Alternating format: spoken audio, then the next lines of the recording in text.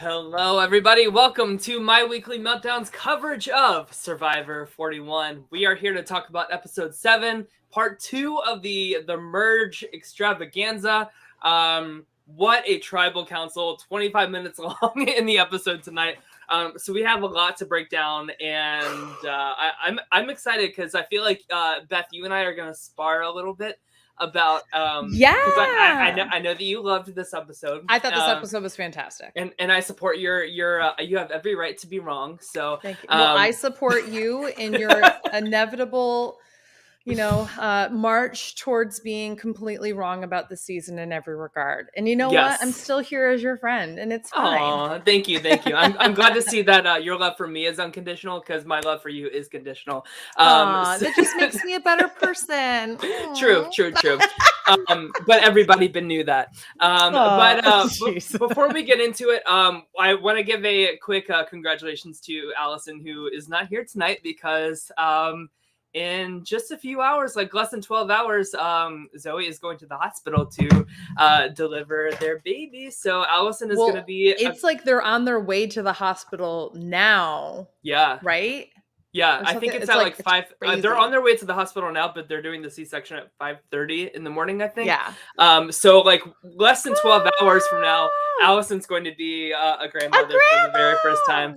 So she messaged us like a few hours before. She was like, listen, I just need to go see my son and give him a big hug and tell him like everything's going to be okay because like due to COVID stuff, like only her son's allowed in the delivery room and everything in the hospital. So we were like, girl, of course, like you do not need to ask us, like that is totally fine. Like, so we support you. And everybody in the chat and comments, if you guys can give a warm congratulations to Allison, because this is a very big deal Zoe for her. And Jacob and do they know that? I don't want to say the baby's name if they don't know.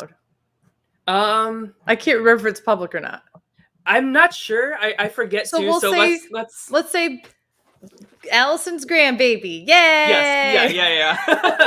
Yeah. So thank you guys so much. So before we get started too, I want to say hi to everybody in the chat. We have Doc Chonk, Ann Yelton, who's said they're a longtime fan, first time seeing us live. So hello. Yay! Our wonderful and beautiful chat moderator, Matt Henning. Hello, Matt. Hey, Matt. Pokemon, Heather Jean, Juan Washington Cruz, Adrian Celeste, Linda Maxwell Romero, Green Tea, Valencia, Dolores, Jared. Let's see. I think that's everybody. So hello to everybody. If I missed anybody in the chat. Yes, welcome. So and there's Dazan. We love to see you here too. Hello. Okay, so let's get into it. Let's get into it, as they would say on TikTok a year ago. I'm going to say something right now. I love that people in the chat are already taking sides and saying, I want to be like a tiebreaker and that kind of thing. Yes. Put all of those thoughts in the chat because tonight I am looking forward to having a little quality Tyler and Beth sparring action. Because here's what happens. Most of the time, we kind of agree on a lot of things. Yes. I like when we don't have the same perspective on stuff. And the like 1% of the time on the show that we don't. Yeah. So I tweeted like during the like tribal council, like I thought like Xander's play here was like absolutely phenomenal. Like let's start with that, right? So thanks to Tiffany, right? Like Tiffany knew about Liana's advantage and she went back to Xander and Evie and told them like, listen, like a bomb might be dropped here on this tribal. So I don't know what you want to do with this idol. And I actually had in my notes that Xander should give the idol to Tiffany. And I said the same thing in the live chat that I was in with some RHAP people. I said, don't you think it would make sense for him, instead of giving them a 50-50, give them 33%, give it to Tiffany. And if they even think that he would give it to Tiffany, that's on them for playing a good game. But yeah. But furthermore, like I think it's a good move, like because it's the Tiffany of it all. Clearly she still has like a good like working relationship with Liana, so like you have to assume that like they're still like talking, conversing, and therefore like Tiffany is vulnerable to be pulled like away from the Xander and Evie of it all. So Xander giving her this idol, giving her this power, it's just like a really great sign of loyalty that kind of like pulls her back into the other side there. So I thought it was just overall just a really fantastic move. And I also love that the editors did not show us this until like the move at Tribal actually happened, right? So Liana, she plays her advantage. She asks Xander, do you have an idol? And this is after Xander like takes out the idol and says like, look, here it is, like dangling it in her face. I love that they're sitting like right next to each other for this too. Well, I don't understand here. I'm going to stop you before we get to the meat and bones of this, because what I don't understand is that they had a whole moment where they said, yeah, Xander even told me that he knows about your advantage and that he thinks you're going to use it.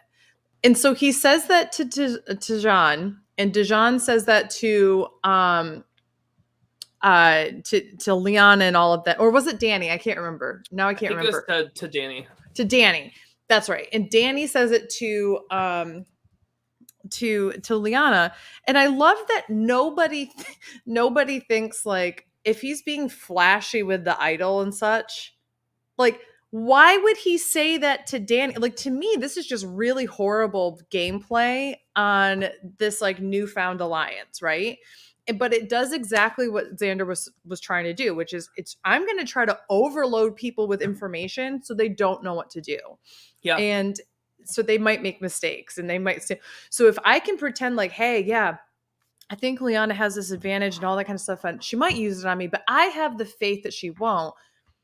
That's a very different conversation than Liana's definitely using her advantage on me tonight, and I have to figure out a way. Like, Evie's going to be safe regardless, but we're going to be one step ahead of you. And then why it should be a red flag at Tribal Council that he's sitting there dangling it about when he knows of her advantage and knows he's going to use it. So I have no idea what Liana was thinking. I'm so sorry, Liana. I really, really love you. You were dumb. If you like, not your best episode. No, I would have literally sat there and been like, okay, so there's something fishy. He clearly has put bait out for me here.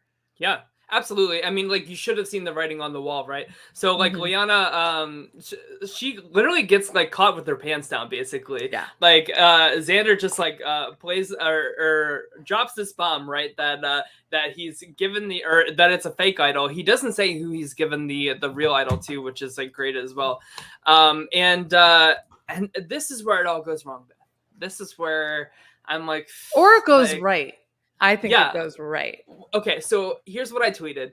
I said, I really wish Jeff didn't let everyone get up and whisper after this bomb was dropped. I'd love to see everyone here have to vote in a scramble and not have a last-minute opportunity to get on the same page. Like the fact that they were able to create a split vote at Tribal Council Live. That is just like way too much for me. So that's so funny. I actually said a very similar thing. So I do agree with you to a certain extent. But this, I will say, is one of the few times I didn't mind a live tribal. I don't like when they do a live tribal when there's no meaning to do it. Like there was a meaning and a reason to do a live tribal here. So I'm not as mad about it, but I do agree with you that fundamentally it would be a much more fun game if they didn't have the time to scramble, because then it turns into, well, first of all, the idol definitely would have been played. Yeah. The idol definitely would have been played, period. And I don't know, like, if Nasir, where he would have voted. I don't know what Erica and Heather would have done. It would have been interesting to see if Sydney uses her shot in the dark. But I have to say that both situations, if there's a live tribal or not, yields a really entertaining Tribal Council.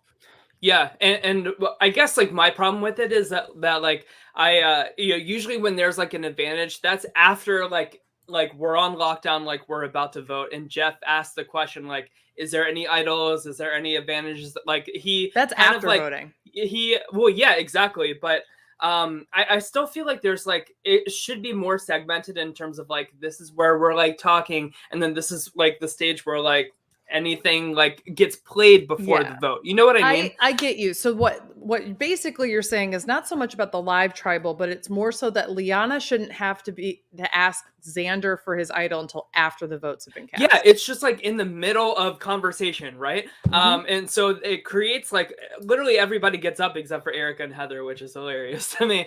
But I feel like this live tribal kind of created the most predictable outcome. In the sense that like they were able to create the split vote. I just feel like it but the only reason, well, hold on though, because nobody knows this except for Deshaun, is that the only reason why Sydney goes home is because he voted twice for Sydney. Nobody knew he had a double vote at this tribal council, right? Yeah. So he wouldn't have used his Evie extra did. vote. Well, Evie did, yeah. But that's my point here, though, right? He would have used his extra vote before. It probably would have gone on Evie. But if it hadn't been for you didn't know until that last vote, did he do 2 on Evie or 2 on Sydney? You didn't know. And so it wasn't super predictable. I thought this was going to be all for naught for a second and then find out that Evie still goes home after all of that. Yeah. I was happy that wasn't the case because bye-bye, Sydney. Yeah, bye-bye. Right. Bye, Felicia. Yes, I'm happy about the result, of course, but I'd much rather have Evie still in this game and everything. But I mean, Jeff says to Erica and Tribal, look at all this chaos you've created by changing history. And I'm like, Jeff, the only person that caused this was you. By allowing just all of this craziness to happen. And I want him to I feel like there's a happy medium here where you can have the live tribal, people can get up and talk a little bit, but I just I think it's fundamentally against Survivor to be able to go as far as create a split vote in the middle of tribal council. I'm gonna be honest, I'm not that mad at it. I hate it when it doesn't have a reason. If people are just and there's no reason for it at tribal. There was a reason for it this time, so I don't care that much. Because wouldn't it be better TV though if 6 or 7 people got votes at this tribal because they weren't able to come to I'm not saying it wouldn't be good TV. If you recall, I remember saying that I also don't like live tribals. What I'm saying is that in this situation, I thought it was still super entertaining because you didn't know until that last vote who was going to go, Sydney or Evie. Did they ultimately mess up by not playing the idol when they should have? There were so many factors that went into this. I was so tense the entire time. So it was still entertaining. It was still really great. But I do agree that fundamentally, this is not something that I want to see all the time. If it happens every once in a while because there's something big, I'm here for it. What we want to see is good strategic gameplay, right? Right. But we also want to see some chaos. And we got both of that tonight, in my opinion. Even though it was a little bit more organized chaos than maybe you would like to see. Exactly. And for a merge vote of all votes, I want that chaos. I want everybody to kind of looking around what the fuck, and then just seeing where the dust settles after the vote happens, because then we have a more scrambled game thereafter, whereas I feel this group is going to stay together now and kind of ride it out, because they have their target set on Xander and or Evie and or Tiffany. But here's the thing though, there's definitely cracks in there, because let's talk about this, right? Yeah. The way that they talked to Nasir in the middle of this, right?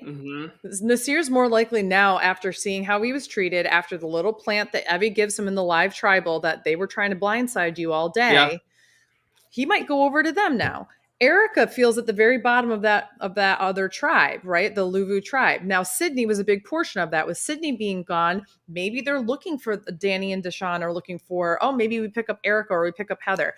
I have a feeling Heather and Tiffany are going to bond. Now, we don't see anything from Heather other than a few facial expressions, so I don't really know there.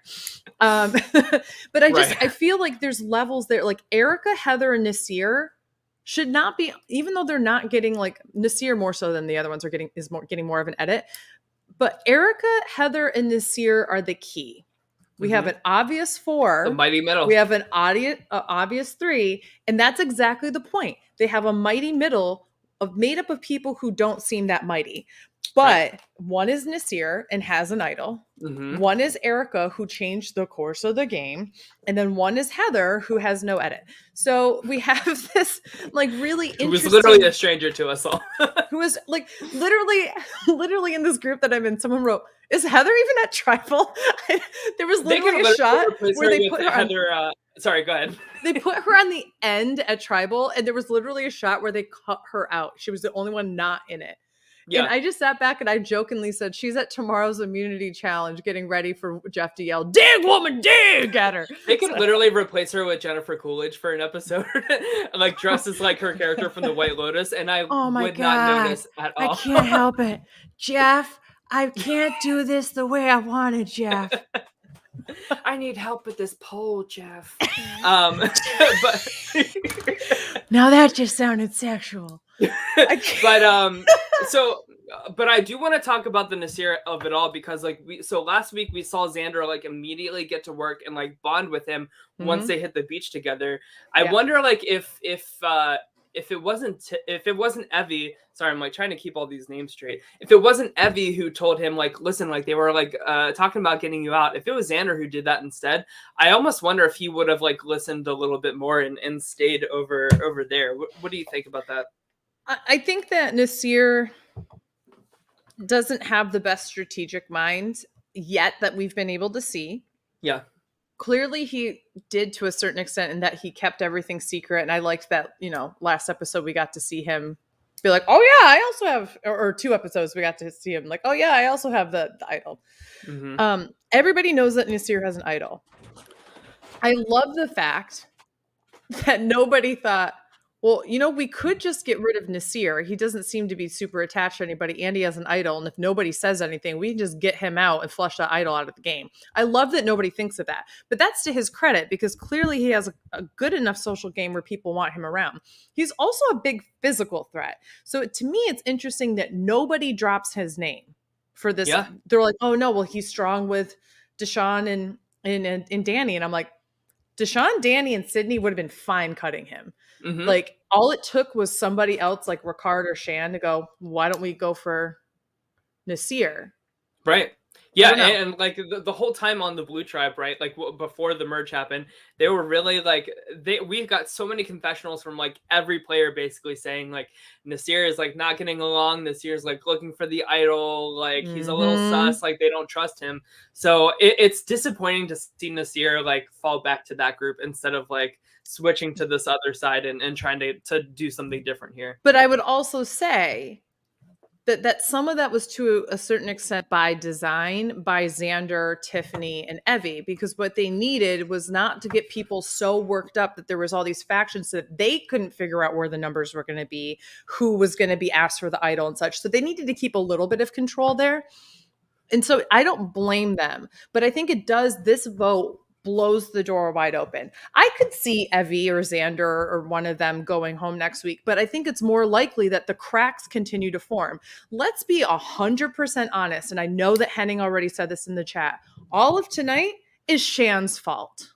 Shan is the one who spilled the beans about Liana's advantage in front of Tiffany. Liana then had to tell Tiffany what the advantage was.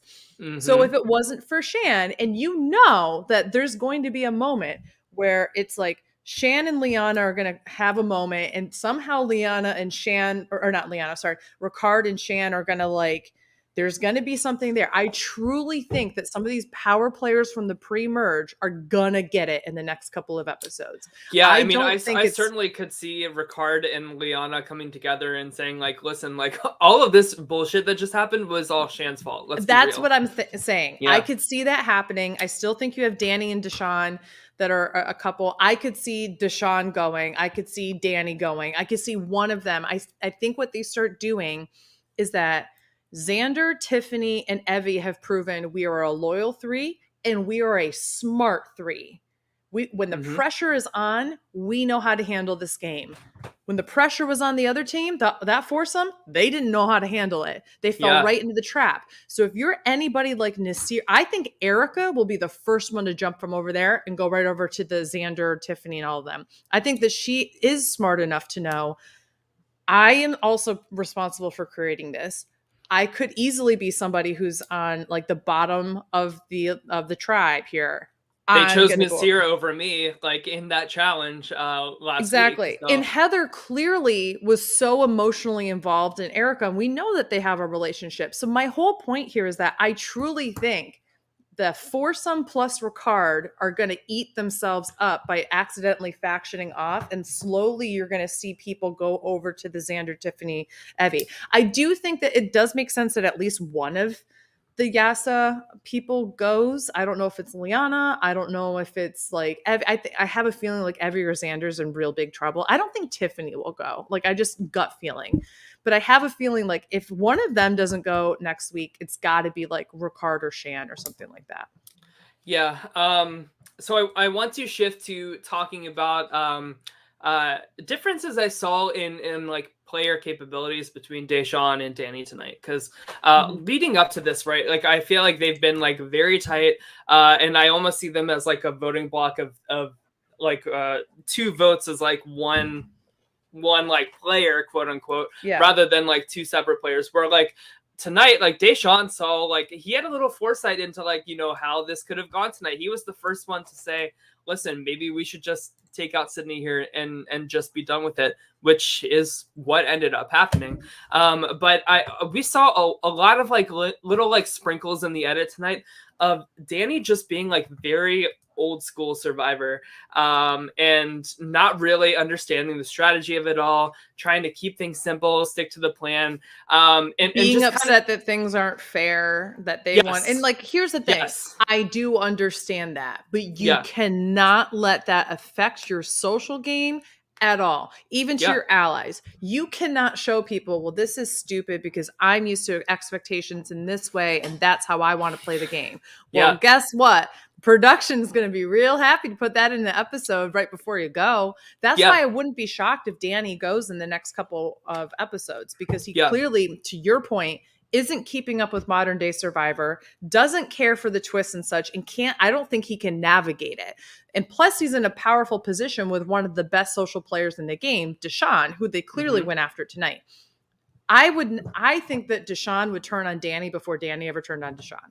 Totally, and like that was exactly my takeaway, Beth. Is that like Danny is not going to see the writing on the wall. He claimed that like this twist was unfair, which I actually thought too until like they did the immunity challenge for the new vulnerable six, because I felt like it would have not been fair if like they win a challenge, right, and then they're vulnerable with no chance to like save themselves Oh no! for See, like they made no. that clear last week that they would have to then do the immunity and everything Oh, for okay. this. I guess like I'm watching it on like live TV on Paramount Plus, so like the Same. internet's like a little spotty sometimes, so It's I might have always missed that. behind. And so, like, that's what I hate about being in a live chat with people, because they're like, oh, thank God. And I'm like, wait, Right. what happened? But then I'm Yeah. like, oh, okay, I got it. But no, like Danny was just giving me like Andrew Savage and Survivor Cambodia vibes tonight. Totally. And if that's the case, then he is not long for this game No. at all. So we'll see how that plays out. But that also tells me that like Deshawn is probably in it for the long haul. If the editors are trying to, and I try so hard not to like read the edit, but I can't help myself. Like when they're showing like all these like negative things for Danny, and then like contrasting it to Deshawn, who ultimately got his way tonight, right, with Sydney going. So I don't know. That's just something to look out for. I think Deshawn is doing pretty well here. Can we just do a quick tally of the advantages and idols that are still in the game that we know about? Yeah. So we know did that Tiffany use her extra vote? No. So the extra vote was not used because they knew that even if they used it, they would still not have the votes, even if they split it. Yeah. Which is why I had said it made sense for Sydney to use her shot in the dark, because it was never gonna. Duh, Henning.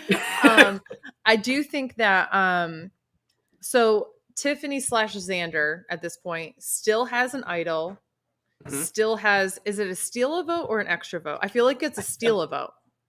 Let me double check to make sure. If Because we even Deshawn had the extra vote.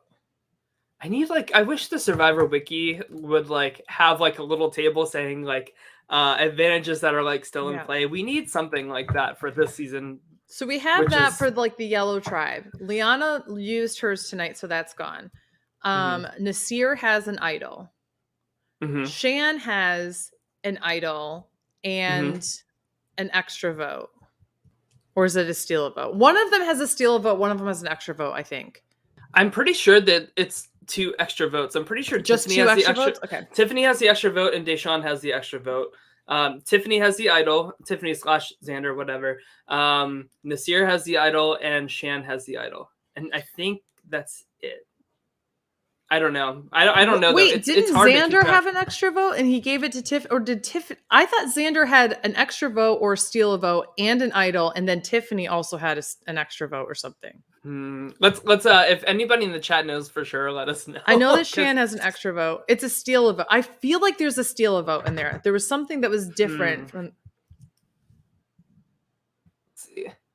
No, see, we're getting conflicting things in the chat.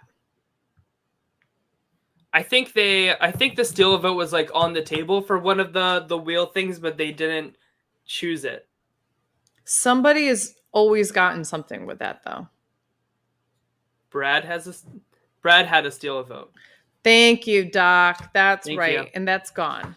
Okay. Okay. Yeah. So extra votes are, but that's it. We're still not answering the other question though. Does Xander also have an extra vote? Yes. Or is it just Tiffany?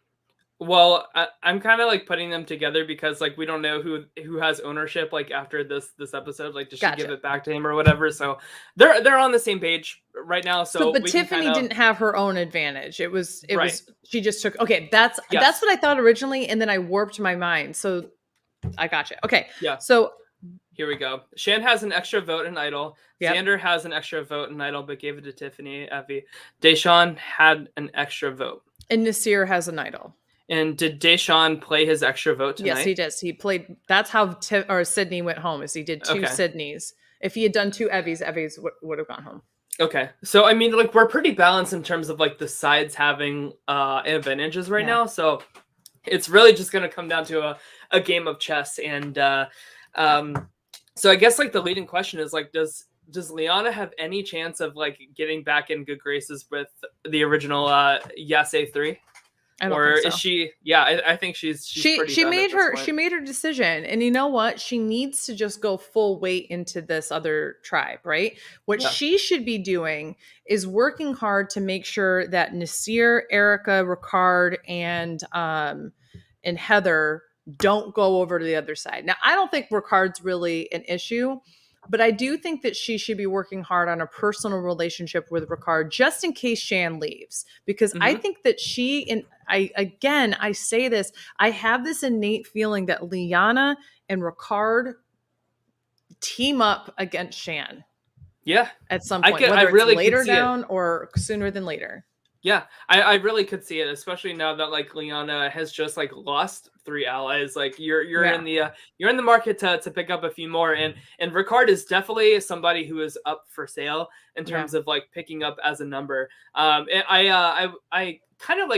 I kind of didn't like that he won immunity tonight. Like, yes, you should always like go for immunity in these challenges, in my opinion. But I feel like that kind of like puts the spotlight back on him a little bit, where he really could have like blended back into the background and just kind of laid like. But if he hadn't won, Sydney would have. That's true. It was her. I think it was really more of like instead of going for individual immunity, it was making sure that Sydney didn't. Because I think that in the split second, without talking to anybody, if you're Ricard and Evie, you're immediately going, okay, Sydney's the target. And then everybody gets on the beach and goes, well, Evie's the clear target, right? So they didn't have an opportunity ahead of time to figure out who they didn't want to win immunity. Mm-hmm. Let's see.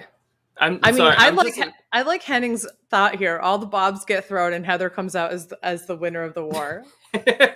She's just like everybody's gone, and she's like, "What happened? What happened? Oh God! Could you imagine if Jennifer Coolidge just shows up at the reunion? Oh, Jeff." She's like, "I have this package. It's an idol.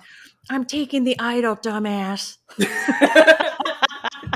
She says to Jeff, "You're not very pretty, and you're not very bright." Smart. I said Sprite instead of bright. That's fine. That's yes. You're not very pretty. So my next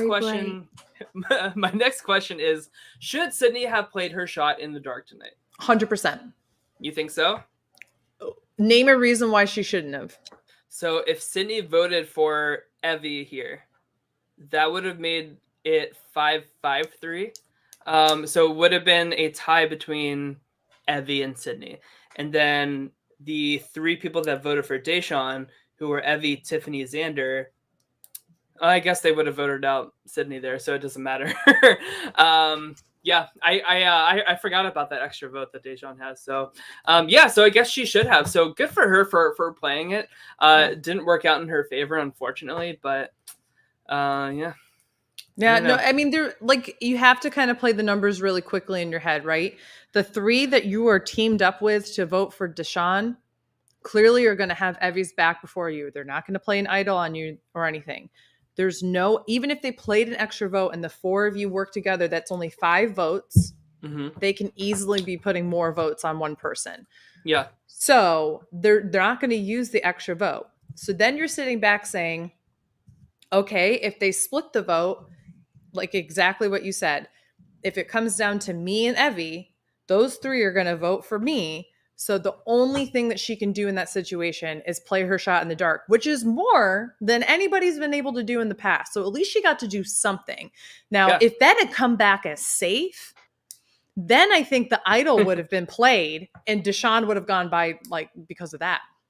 Is the idol play before or after the shot in the dark is played? It was after. So he said, does anybody have any advantages or idols that you want to play? And she said, Jeff, after like a few seconds. She said, Jeff, and she showed up her shot in the dark. And then Tiffany went to go do the idol. And then they were like, no, they wouldn't have done that. But I think if she had come out as safe, Tiffany for sure would have played that idol. And I think that Deshawn would have gone tonight. See, this is where I'm like stuck on like the order of operations here. Like I feel like we're in like a calculus class right now or something. But like I feel like the shot in the dark should be like the very last thing played. Like even after like idols are done and stuff like that. Like when Jeff says like I'm gonna tally the votes or I'm gonna read the votes. Maybe you put the shot in the dark in the urn so that like that's the first thing he takes out. I think it's the last thing after you figure out what all the votes are and then read the shot in the dark if it's that person. Like tonight it would have been. So sit back and go, but Sydney played the shot in the dark. So even though she has the most votes, let's see what happens with it. Right. Yeah, exactly. Like I think it would be so much more exciting if playing on the name of it, right? It is a shot in the dark. Like you have to play this thing before you even know if idols are being played and everything. And it is like, it should be. But I would also say, Hail Mary. I would also say that probably would have changed Tiffany's mind and she still probably would have played the idol. Yeah, that's true.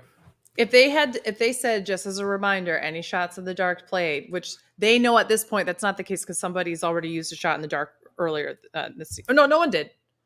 No one used it earlier this season. But anyway, they've been to enough tribals where like they've probably been talking about it, right? So they know, but you're right. Like if the rules were different and it was, we're going to read it out at a different time, I think that becomes, it's too big of a risk for us to know whether or not we should be playing the idol. So be on the safe side, we're going to play it. Yeah. But yeah, I just think it'd be like counted as like it's like the ultimate Hail Mary and the ultimate like in the plan if that makes any sense. I can get behind that. I'm making an observation for you, Tyler. Sure. I think the reason why you like Big Brother is there's a lot more structure in it. And I don't think you like the chaos that sometimes comes in Survivor. You know exactly what's going to happen. Even if there's like an advantage or like a change in the game or whatever, it has a certain rule, a certain time and all that kind of stuff. And then you can calculate things around it. I don't think you like as a viewer or as a player, the unknown aspects. Yes, exactly. Well, I mean, I say on the show all the time, like the type of player that scares me the most is somebody who is chaotic and you can't like know like the Tony Vlachos of it all. Like that terrifies me. Like and you're so right, Beth. Like the order of operations and knowing that order of operations is so is such an important piece of the puzzle. And we just had lunch yesterday and we were talking about how like I feel like. What did I say? I said like Survivor rewards adaptability better than Big Brother does, and I think like that's ultimately what it comes down to because you're right. Like Survivor requires much more luck. Yes, there's so many factors. Regardless if you're playing old school Survivor, which was mostly social game, or you were good at challenges. It was like those are the only 2 things that mattered. Now you have to be good at challenges, have a good social game, understand any kind of random thing that might come your way, whether it's an immunity idol or you're going to go off and you're not going to be around people for a day and they're going to make the decision as to who's going home. All these different things, you never know what's going to happen. So you have to be adaptable in your gameplay. You have to be able to take advantage of moments. You have to be a much better poker player in Survivor. You also have less time, and the clock is ticking in Survivor. You have so much time to sit back and think in Big Brother. And sometimes thinking is, I can't say anything for 2 more days. I've got to be the last thing that people think about. And you anticipate that for a long time. Yeah. And I think that both games even are that really is hard. considering like the order of operations of it all, like thinking about like the timeline of things. Yeah. But I guess like with Survivor, because like without that randomness, without the unknown advantages, like the twists and turns, it really is just majority rules, and it could just become like very boring and stale very quickly. If you do have that predictability, like the structure that Big Brother has. So I guess like that's why they do it. But you're totally right. Like I just like it just like scares the bejesus out of me not having control. Yeah. Knowledge is power. That's what the 100%. Says, you know? And I do want to say, I'm not saying that Tyler doesn't like Survivor or whatever. I just think the things that he has named off tonight, I don't like the live travel. It would have been so much better. But here's the funny. Actually, that's really funny. The thing you literally said was, it would have been so much better if you just made them vote immediately, and then there could have been all these scattered votes. So it's really funny that I advocated for actually the live tribal allowed it to be less chaotic. Yes, because like if there were more structure, there would have been like a more chaotic outcome, right? Yeah. So what I'm saying it's very much so like, does the chicken or the egg come first conversation. But what I think is funny is like, it's not that I'm saying that Tyler dislikes chaos, nor am I saying that you like no, because I think that you do like chaos, but you like chaos in a certain organized fashion. Where like you as a viewer can kind of go, ooh, I don't know what's going to happen because they enforce the rules. Oh, I could tell. Yes. Well, yeah. And so like maybe I'm like being a hypocrite here with saying that like Danny is a Andrew Savage type of player, because like I feel like I would be on the beach being like, that's not fair. Like until they say like you can do like the immunity challenge to win, right? Like that's when I like, because watching this episode, I guess I missed last week that they said that there would be an immunity challenge afterwards, but when Jeff was describing it to Erica, he said the tribe that is safe would then have to compete for immunity. And those that have to compete for immunity right now would become safe. He only said that to Erica, not to the players. Right. Well, they didn't know until tonight. Yeah, that's true. That's true. I'm glad that there was that check and balance there, is what I'm saying. Totally, like as soon as I saw the immunity challenge, I was like, oh, thank God. I still would have been like, where's my fucking feast, Jeff? If we're turning back time, give me my food. Right. Can you at least give us peanut butter or something? So when we watch, we are eating something. Because here's the thing. What they basically did is they said, we're going to put you through a really grueling team challenge. Sorry, losers, you don't get anything. Winners, here's a great feast to fuel up, because ain't nobody not going to smash that time, that hourglass.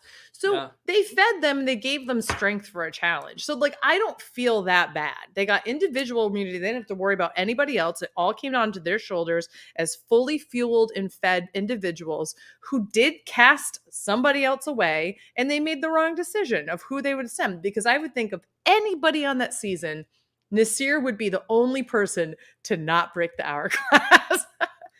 I feel like he would have. Like, I think he would, but I'm thinking actually, here's the true answer, Beth. Like, pull the curtain away. Like, look at who is really the Wizard of Oz, like behind the curtain.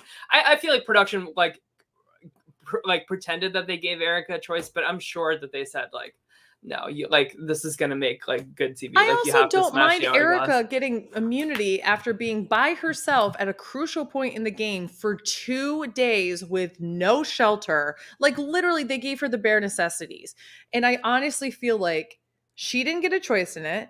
It was a random rock draw. That's the reason why she even sat out in the challenge. So give her something for that. I'm totally fine with it. And especially in a season where everybody who's been sent away has had the chance to get something. Yes. So I think the checks and balances there make sense. Now, the checks and balances are not just gameplay. They're also survivability in this part, So I think the checks and balances made sense. Yeah, I'm okay with it. I was like very like I don't know about this, but the fact that they had that immunity challenge, that makes it all okay for me. Definitely. All right, so let's update our draft because poor Andrew, he has lost his second person here. So okay, so who do you think is going to be the first the next team out? Is it going to be you and me, Stefan, or Valencia? Or I think Valencia is next to go. I could see Valencia or us.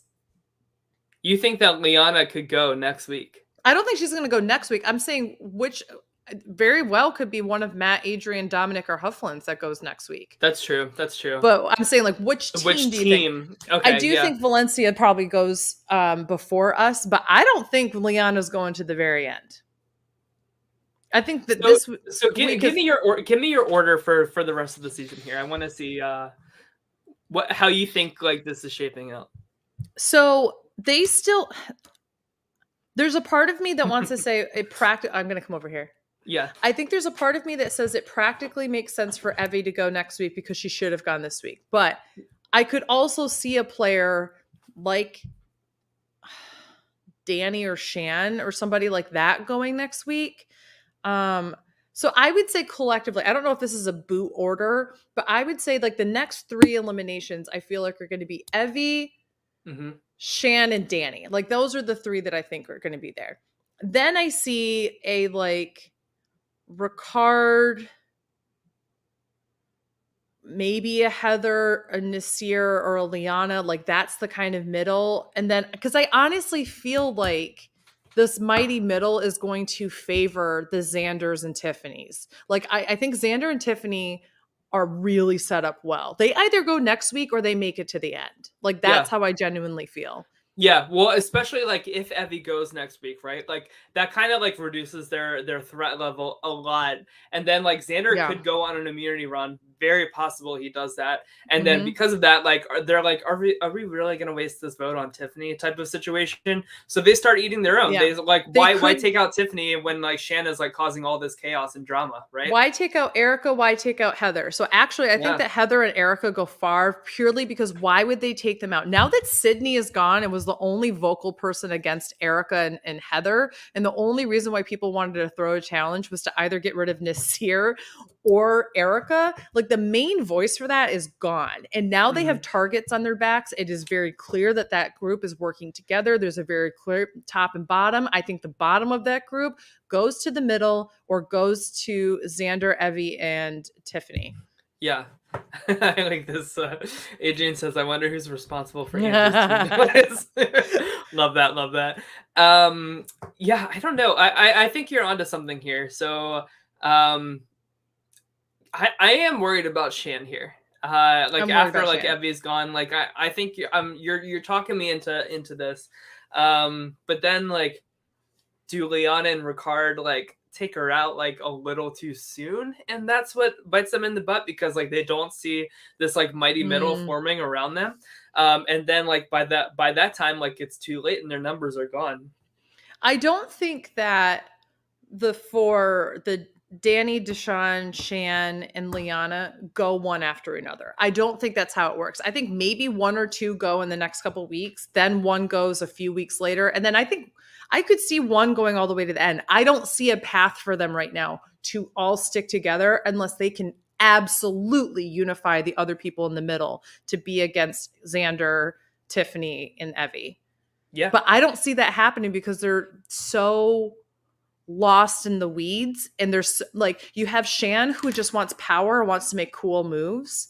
You have Liana who is getting screwed over honestly by everybody else and falls into these traps.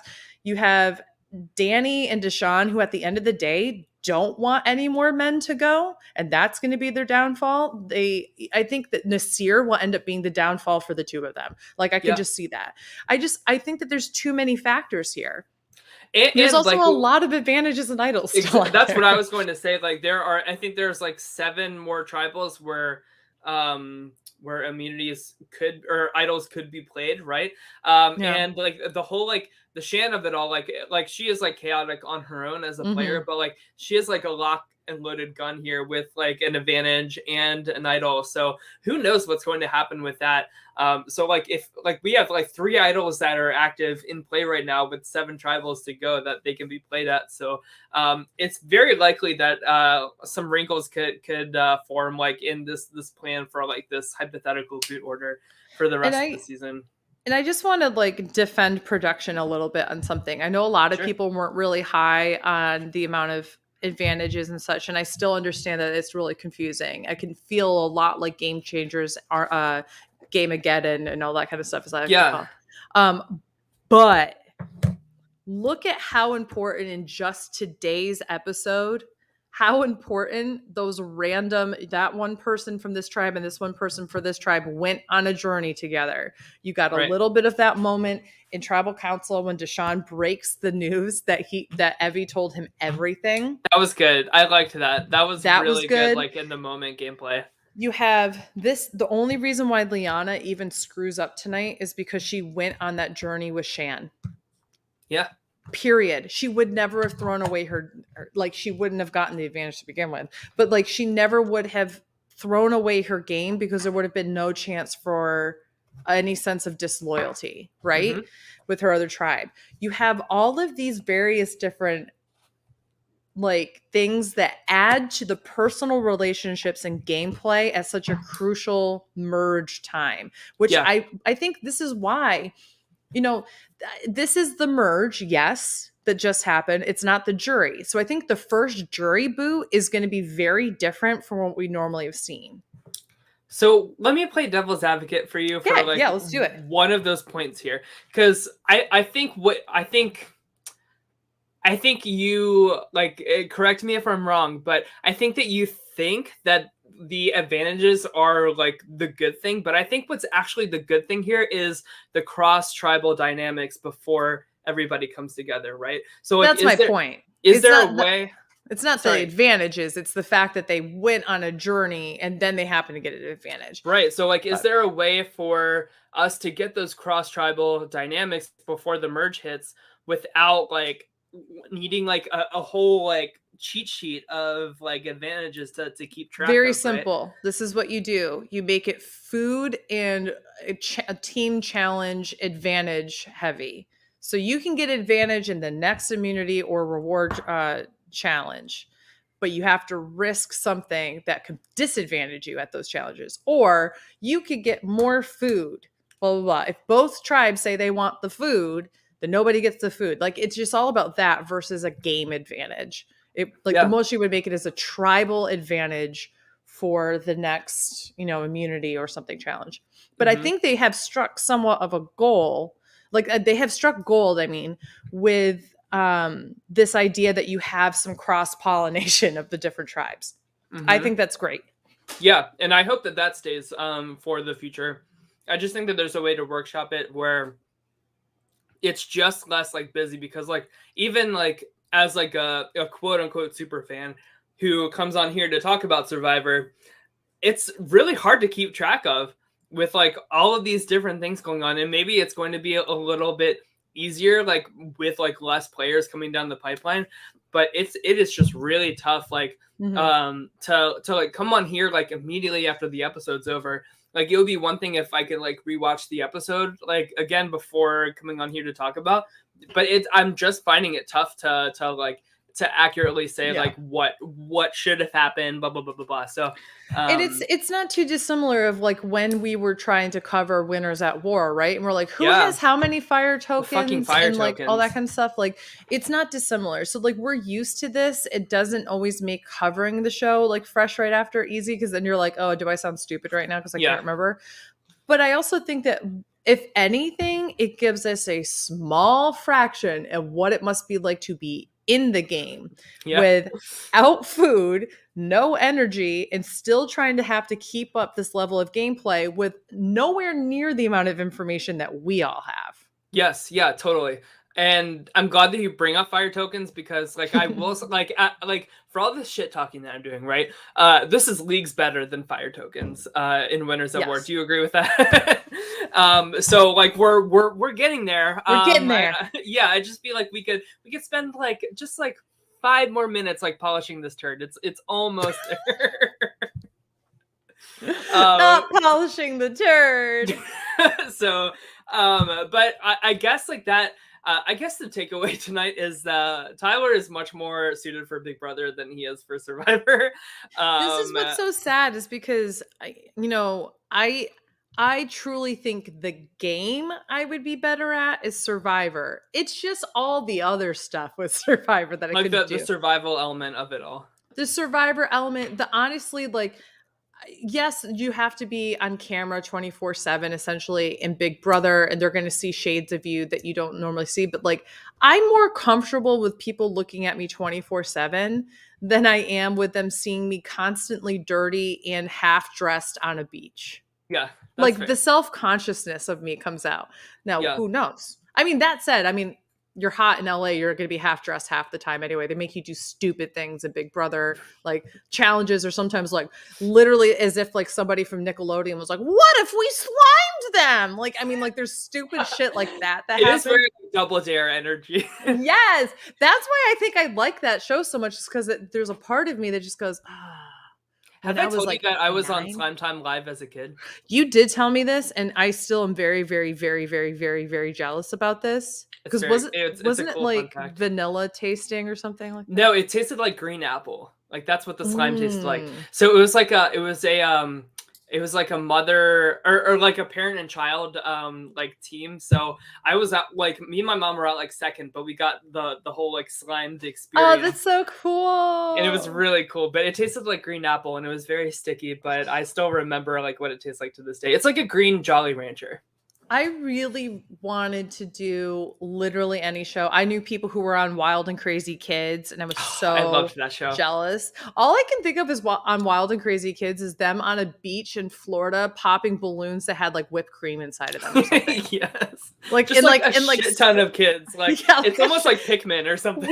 Wearing those cheap screen t-shirts that just say Wild and Crazy Kids in like 6 different pastel colors. Yeah. Like it was so fun. Like, yeah. I would have loved to have been on Global Guts, was like in Legends of the Hidden Temple. Yeah. And now they have Legends of the Hidden Temple coming back for like millennial adults. Mm-hmm. And Chelsea Meisner is competing in the premiere episode of it. You better believe it. So it all comes back to Survivor. I just have to put out there that I would quit my job to be on one episode. No, I'm just kidding. I wouldn't do that. But I would love to be on Legends of the Hidden Temple. I would be answering those. I'd be stepping on that step. Like, I know the trivia question. I listen to it, you know? And I have more faith in you I have more faith in you to put the Silver Monkey 3-piece statue together that literally everybody gets stuck on and loses the whole game because of it. I'm like, it's literally the easiest thing. They're like, what do I do? You know exactly what I'm talking about, right? It's a head. Stop putting it at the bottom. The fuck is wrong with you? Oh God. Okay, so any last thoughts? Who do we think? So we think like Evie is probably next. I think Evie's in trouble, which I'm thankful for because I chose Evie this week for my Outlast draft, so I can't choose her again. And so now I'm like, okay, so do I perpetually put myself in like another like situation? I'm thinking that for my draft that I'm doing with Randy, my Outlast person for next week is going to be like Danny or Shan. Because I don't think they'll go next. I feel like Evie's got to go next, but I wouldn't be shocked if Evie stayed. Like, I guess that's what I'm trying to say is like, I don't know. So I think Xander needs to win immunity next week. That way, like, he can play the idol for Evie, not worry about that. Are they really going to like waste like this vote on Tiffany? I think is where they're thinking. So I think that is their best shot. Yeah. I mean, and Tiffany use an extra vote if they can get a couple more people on their side. Yeah, and Tiffany could even play her shot in the dark and succeed in that too. So like all 3 of them theoretically could be safe in this next round. Oh man. So we'll see. We'll see. Who do I choose? It's so good. I will say, for all the shit talking I'm doing on advantages, I really like the shot in the dark thing. I think that should cool. stay. I really do. Good balance. Yeah, absolutely. And just like a Hail Mary, like it's now I'm contradicting myself because I'm like, yes, chaos. Okay, well, So again, we want to say congratulations to Allison. We can't wait to meet the little one and all that fun stuff. So I'm excited. I'm excited for her. I told her, like, I'm sure like today was like the longest day ever for her, just like waiting for that to happen. She literally said, I plan to go to bed at 7, and then I realized we had a show tonight. And then obviously she like last minute was like, I'm gonna go give my son a hug, which I understand. But I just like, Allison, we got you. We love you, and we totally understand. So we're all rooting for your family, and we're so excited. Yes. So with that being said, guys, make sure you give us a 5-star review on Apple Podcasts and or Spotify, please, and thank you. We'll love you forever. And also give us a like on this video here on the good old YouTube, and leave us a comment below. Like what should the comment question be? I guess like whose side were you on for this this great debate of 2020? Oh yeah, were you Team Tyler or Team Beth? Are you Team Chaos or Team Control, basically? Yeah, so we'll be back next week to talk about Survivor episode 8, and I think next week is the premiere of the Challenge All Stars 2. So I know that me, Allison, and Andrew are planning on covering that. We don't have to like go live after like any show because it's just on Paramount Plus, like like streaming or whatever. So to be determined, like when we're recording and all that fun stuff. But we do want to cover it because we love these characters a lot more than the Challenge 37 Spies, Lies, and Rating Declines, as I like to call it. So it's so bad. Like apparently this season of the Challenge is like even double agents, and I just wanted to like I wanted to stop covering that show like after like 2 episodes just because it was so boring, and I don't understand what these Challenge producers are thinking with, like, I'll be honest, the one season of the Challenge I watched, I thought it was really bad, so I decided I don't care to watch it again. Meanwhile, I binged like the Gauntlet 3 in the past 2 days, and it was so wonderful. Like I just miss all these people. So that's why I'm excited to watch the Challenge All Stars, because we get these like actual good like casting and personalities back and everything. Love that. And Adrian says November 11th is so that's when the premiere is. And that's also my 30th birthday is November 11th. So so that's a good birthday present to me, I guess. But I'm mad that you're still in your 20s for the next week. It's fast approaching. I'm basically. Are you freaking out about being 30 at all? A little bit. Like for like a gay man, I feel like 30 is like a death sentence almost. You know what I mean? Like, welcome to the life of being a woman. Right. They're like, oh, you're 30, so you're gonna play grandmothers from here on out, and you're like, right. I mean, I have a minor in gerontology from college, so I feel like I have like a healthy outlook in terms of like aging and getting a little older, getting a little more senior. But I don't know. I guess we'll see when I turn 30. I had a momentary freak out at 11:45 p.m. right before my birthday, where I went, oh my God, did I waste my 20s? Like, what am I doing with my life? I like freaked out like that. And then the clock struck midnight and I didn't feel any different. I went, oh, okay, I'll just go to sleep then. Yeah. And that was fine. And then I woke up, that's what I feel. I woke up and I gave 0 fucks. And it was so nice. It was so nice. People wished me happy birthday. I went, thank you. Yes. And then they were like, how's it feel to be 30? And I was like I felt yesterday when I was 29. Like, yeah. I feel like you and I are pretty grounded in reality. I feel like that's like how I'm going to be as well when I turn 30. So we'll see. Matt says, I'm 33. So. Hey, I feel it. All right, I'm 33 and barely hanging on. Just kidding. Yeah, just kidding. Aren't we all? Oh, all right. God. Well, everybody have a great rest of your week, and we will see you next week to talk about Survivor episode 8. All right, guys, take care. Bye.